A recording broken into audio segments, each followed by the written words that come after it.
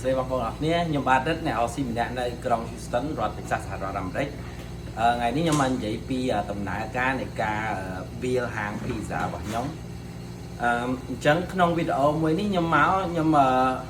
អត់ចង់ខ្ញុំមិនមែនធ្វើពីការលើកទឹកចិត្តឲ្យបងប្អូនក្នុងការ build ហាងថ្មីឬក៏ការចាប់ផ្ដើមជាមួយ franchise អីមួយទេរាល់ការ build ហាងថ្មីឬក៏ការចាប់ផ្ដើមជាមួយ franchise មួយបងប្អូនត្រូវធ្វើការស្រាវជ្រាវនិងត្រិះរិះពិចារណាទៅលើស្ថានភាពជាក់ស្ដែងរបស់ខ្លួនឯងវីដេអូថ្ងៃហ្នឹងខ្ញុំគ្រាន់តែធ្វើចង់ចែកម្លែកបងប្អូនមួយចំនួនដែលគាត់បានសួរខ្ញុំតាក់ទងអំពីដំណើរការនៃការ build ហាង pizza របស់ខ្ញុំមួយហ្នឹងឯងអញ្ចឹង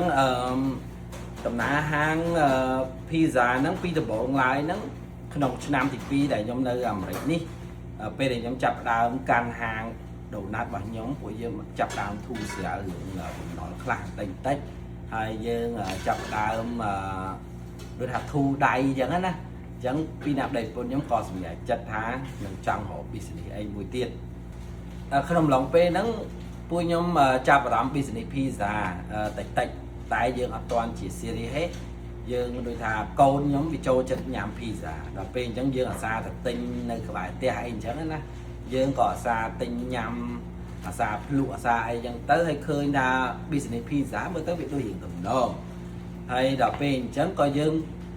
ចាប់ដើមចង់គិតគូររឿងហាង pizza នឹងឯងហើយបានបងចដូនមួយប្រពន្ធខ្ញុំគាត់ផ្ដល់ដំណឹងហាង pizza ដែលខ្ញុំធ្វើរាល់ថ្ងៃនេះគាត់ share ឲ្យពួកខ្ញុំមើលអញ្ចឹងណាហើយពួកខ្ញុំពេលហ្នឹងក៏វាមិនទាន់ជា series ឲ្យខ្លាំងដែរយើងគ្រាន់តែគិតហើយនឹងយើងដើរភ្លក់នឹងដើរដូចថាទៅហាងនេះឆ្ងាញ់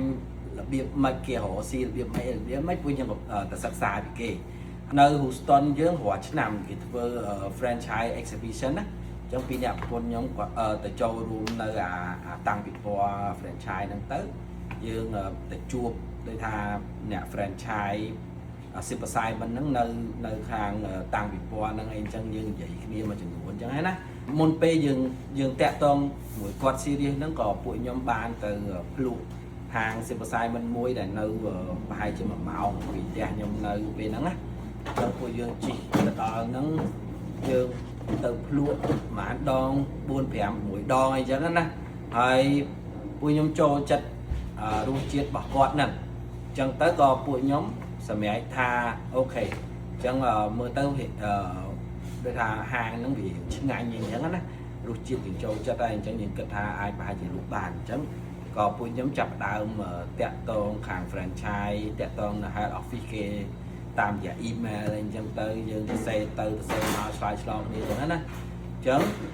ខាង franchise គេក៏ឆ្លើយឆ្លងមួយយើងវិញទៅបានដល់ដំណាក់កាលមួយទៀតយើងដល់ដំណាក់កាលដែលយើងសម្រេចចិត្តថាយក franchise ហ្នឹងហើយអញ្ចឹង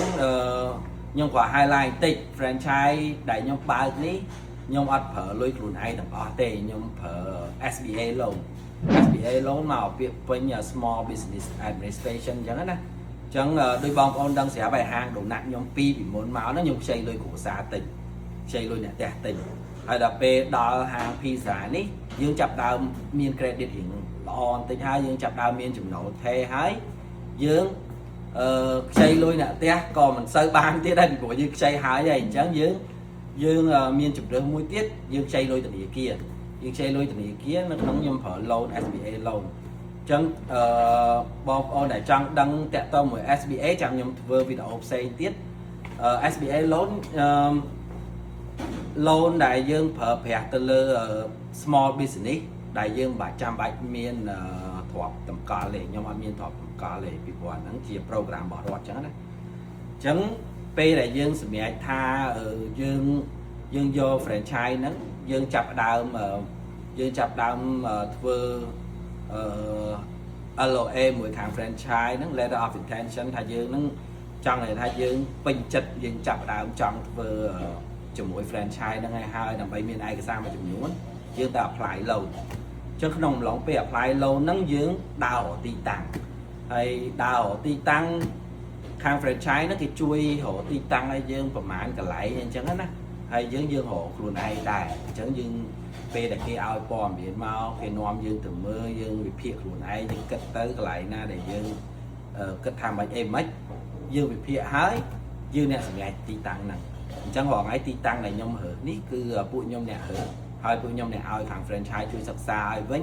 គេថាគេក៏ថាកន្លែងហ្នឹងគួរសមអីអញ្ចឹងតែយើងក៏ស្រឡាញ់ដែរបានយើងសម្រេចចិត្តយកទីតាំងហ្នឹងអញ្ចឹងបន្ទាប់ពីយើងសម្រេចថាទីតាំងហ្នឹងហើយយើងអត់ទាន់ធ្វើកិច្ចសន្យាជួលទីតាំងទេអញ្ចឹងកន្លែងហ្នឹងបងប្អូនខ្ញុំបកទៅក្រោយបន្តិចធ្វើ pizza នេះខ្ញុំក៏មានកំហុសមួយចំនួនរឿងដែលត្រូវមួយចំនួននិងរឿងខុសជាច្រើនដែរបើសិនជានិយាយថាឲ្យបកទៅក្រោយវិញឲ្យខ្ញុំធ្វើមិនឲ្យត្រូវវិញណាក្នុងអំឡុងពេលមុនពេលដែលយើងចុះកិច្ចសន្យាអីមួយខាង franchise ឬក៏ចុះកិច្ចសន្យាអីមួយ landlord យើងគួរតែរក attorney មុនសិនពីព្រោះរក attorney មួយដើម្បីការពារផលប្រយោជន៍យើង attorney គាត់ជួយមើលទាំងកុងត្រារបស់ franchise គាត់ជួយមើលទាំងកុងត្រារបស់landlord គាត់ជួយមើលទាំងកុងត្រារបស់builder អញ្ចឹងដោយសារតែខ្ញុំពេលហ្នឹងខ្ញុំរក attorney ក្រោយហើយ process ខ្ញុំរក attorney ហ្នឹងវារៀងយឺតពេលណាពីព្រោះយើងសម្រាប់ franchise ហើយយើងសម្រាប់ទីតាំងហើយយើងសឹងសម្រាប់មួយខាង builder ហើយទៀតហើយដល់ពេលអញ្ចឹងបានយើងរក attorney តាមក្រោយវារៀងឡែតអញ្ចឹងឡែកនេះគ្រាន់ highlight ទៅក្រោយបន្តិចបើសិនជាខ្ញុំកែប្រែបានខ្ញុំនឹងរក attorney មុនអញ្ចឹងពេលដែលយើងក្នុងអំឡុងពេលដែលយើងថាសម្រាប់ទីតាំងហ្នឹងយើងអត់ទាន់ធ្វើកិច្ចសន្យាជួលទេយើងត្រូវចាំ loan គេព្រៀបព្រូយើងសិនព្រោះខ្ញុំបានខាតពេលវេលាអស់ច្រើនដោយសារបញ្ហាយើងធ្វើកុងត្រាមួយខាងlandlord ហើយបានយើងចាប់ដើមចូលទៅ apply permit អញ្ចឹងតដំណាក់កាលបន្ទាប់យើងធ្វើកិច្ចសន្យាមួយ landlord ហើយបានយើង apply permit អញ្ចឹងlandlord ឲ្យយើងពេលតែ6ខែសម្រាប់ bill ទេហើយ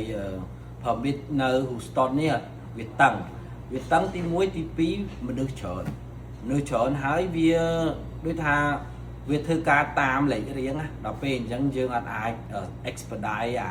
ដូចថាយើងអត់អាចពលឿនអា process ហ្នឹងឲ្យលឿនតាមយើងចង់បានទេយើងអត់មានអីក្រៅតែពីចាំទី1ហើយទី2នៅក្នុង permit ទាំងមូលហ្នឹងវាមានអា permit ទូចដែលយើងត្រូវ pull ទៀតដើម្បីឲ្យវា qualify គ្រប់ទាំងអស់អញ្ចឹងណាអញ្ចឹងយើងពេលដែលយើងបាន permit ទាំងមូល permit renovation ទាំងមូលហ្នឹងយើងគិតថា permit បានវា cover ទាំងអស់ហើយប៉ុន្តែដោយសារតែយើងវា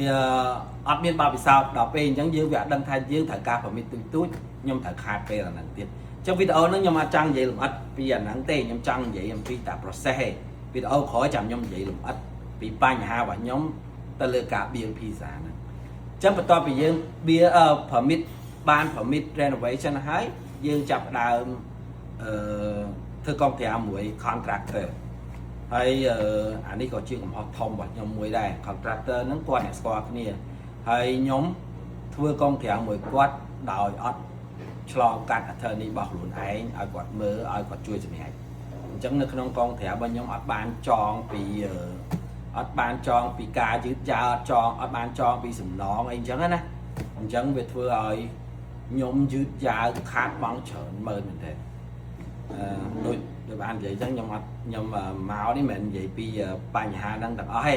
គ្រាន់ highlight តិចចឹងបន្ទាប់ពីធ្វើកុងត្រាជួលកុងត្រាមួយ contractor ហើយខាង contractor គាត់ចូលមកគាត់ធ្វើអញ្ចឹងណា bill អីហើយអស់ហើយដល់ដំណាក់កាលមួយយើងហៅគេមក inspection ពេលដែល inspection ជាប់អស់ហើយយើងទៅរៀនធ្វើ pizza យើង get training អញ្ចឹងណារបៀបរបបធ្វើរបៀបរបប operate អញ្ចឹងទៅរួចហើយយើងមកវិញយើងរៀបចំត្រៀមបើកហើយក៏យើង plan ធ្វើ grand opening បើកទូទៅធម្មតាដោយតាហាងដទៃទៀតដែរអញ្ចឹងណាអញ្ចឹងអានេះវីដេអូខ្លីៗដែលនិយាយពី process តាំងពីដើមរហូតដល់ខ្ញុំបានបើក pizza អញ្ចឹងវីដេអូបន្ទាប់ទៀតខ្ញុំនិយាយពីបញ្ហារបស់ខ្ញុំក្នុងការបើក pizza ហ្នឹងតើខ្ញុំមានឧបសគ្គអីគេខ្លះអញ្ចឹងបងប្អូនទាំងអស់គ្នាបើសិនជាចូលចិត្តវីដេអូមួយនេះសូមជួយ like share ឬក៏ follow page ខ្ញុំម្នាក់មួយជួបគ្នាវីដេអូបន្តទៀតបាយបាយ